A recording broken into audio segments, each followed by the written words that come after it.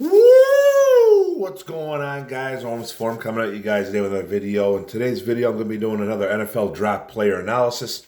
And this one is for defensive tackle Bryan Bresee out of Clemson, the Clemson Tiger. This is my 8th version of my player analysis. And I'm looking at the talented defensive tackle, nicknamed the Dancing Bear. Now, I'm doing this for a subscriber, Mark Orlando. I got you, brother. 6'5", 300 plus pounds, played at about 300, 305. 21 years old, stats, 3 years at Clemson in the ACC. 51 tackles, 15 tackles for a loss, 9 sacks, 4 pass deflects, 1 forced fumble. Has missed some time, and we'll talk about that in a bit. He's gone through a lot of adversity. Now, his strengths and his positives: a 5-star prospect coming out. He was the number one prospect in all of college football, in all of high school, coming into the college ranks. He's got great length. He's especially in his arms. He's got vines for arms. That's kind of like the saying there. He's got long arms. First step is very quick and powerful. Penetrates gaps. Can get skinny at times. Excels against interior linemen. Beats up on guards. Almost like we talked about Josh Pascal last year. You know, Josh Pascal kind of moved. He's an outside guy, inside guy. But he dominated guards at the college level. That's what Bryan Bresee does. He's great in short areas and keeps O-linemen on their toes. His acceleration is unmatched. He's got really good acceleration. He's rangy as a defensive tackle, too. He can move laterally pretty big. That's why they call him the Dancing Bear. He's got some athletic ability to him, obviously. And he gets his hands up and knocks down some footballs as well. Got the long arms, got the vine-like arms. He disrupts the quarterback, high motor guy, will chase, does not coast, and let other guys just take care of business. He wants to be that guy that makes the play. He's very aware as well. Like I talk about a lot when I watch film. I love watching guys that, that just don't get caught up in the moment and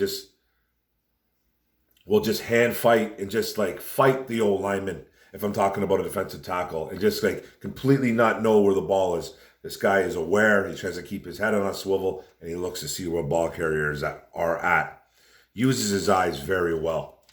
Played snaps on the edge too, so Clemson kind of had him bouncing the outside, being that athletic defensive tackle that he is. They can move him to the outside, and that's one thing that Brad Holmes loves is versatility. And he creates a lot of pressure, like I said, on the quarterback as well. Now, with those positives come the weaknesses and the negatives. He's got some. Needs work on his run defense, I feel. I feel that he gets caught up at the moment. Sometimes he gets too high up. We talk about that. He lacks that anchor you want from a defensive tackle. Yeah, he does have some concerning medicals. He tore his ACL back in 2021, had a kidney infection.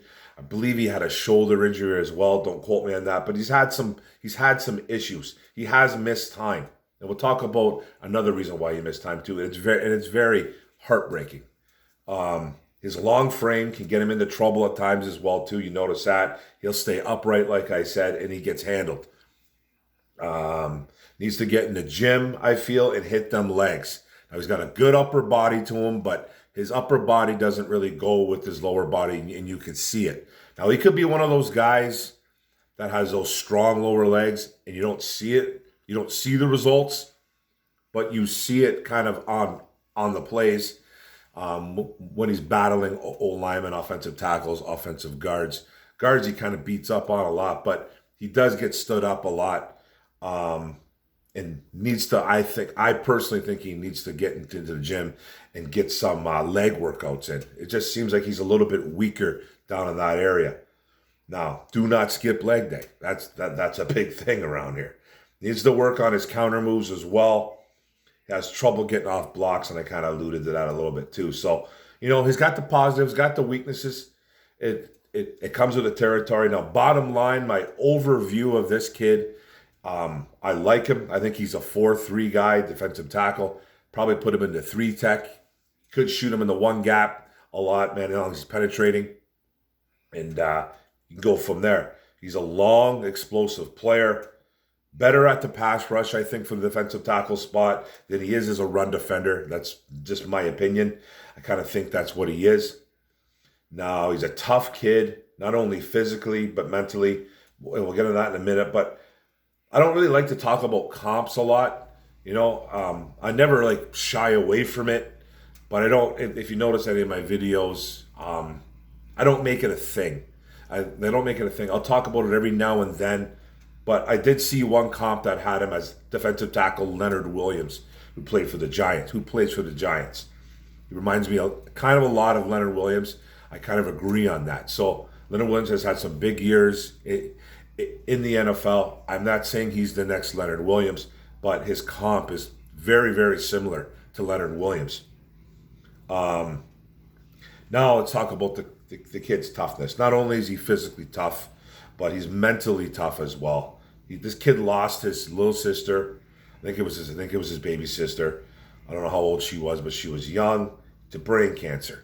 Now that in itself goes to show you what type of kid this is, what type of kid he is to be that tough and to carry on. You always have to carry on in life, man. When stuff like this happens, and unfortunately it does happen. So he's got some mental toughness to him, man. Because not sure how anybody else would take this or react to this. I know me, I'd be gone. I would lose it. I would lose it, and it's a tragedy. And he's had his teammates back him up from day one on this, saying that he's one of the toughest kids that they know, mentally and physically.